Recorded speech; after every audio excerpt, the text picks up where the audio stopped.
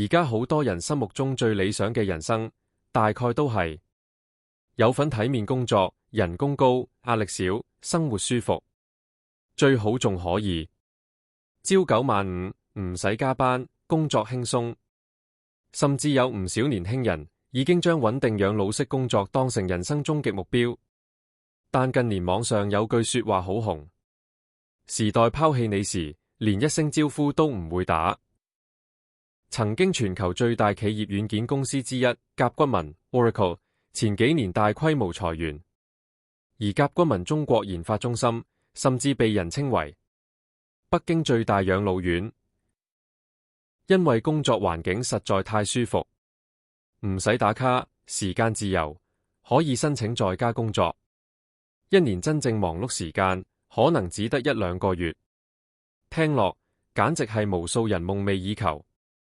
而且即使被裁員，公司仲會賠幾十萬甚至上百萬。但真正令人震驚嘅係裁員之後，阿里、騰訊、華為、百度等大公司全部向呢批高學歷人才伸出橄欖枝。照理講，佢哋應該非常搶手，因為好多都係清華、北大、復旦等名校碩士。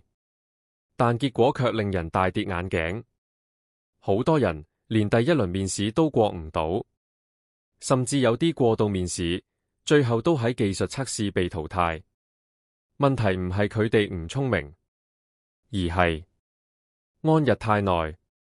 當一個人長期停留喺舒適圈，能力其實會慢慢退化。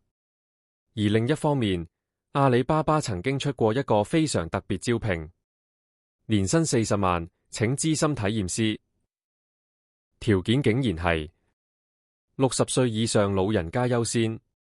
結果最後成功入選嘅，包括一位83歲清華奶奶，佢平時管理10幾個廣場舞群組，經常組織活動，學新事物。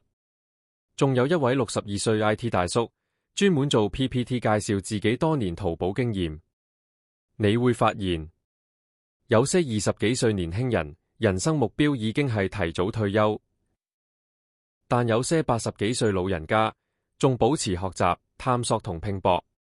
真正拉開人與人差距嘅，從來唔係年齡，而係思維同格局。因為一個人一旦停止成長，其實就已經開始慢慢被時代淘汰。而呢個世界最殘酷地方就係，時代唔會等你。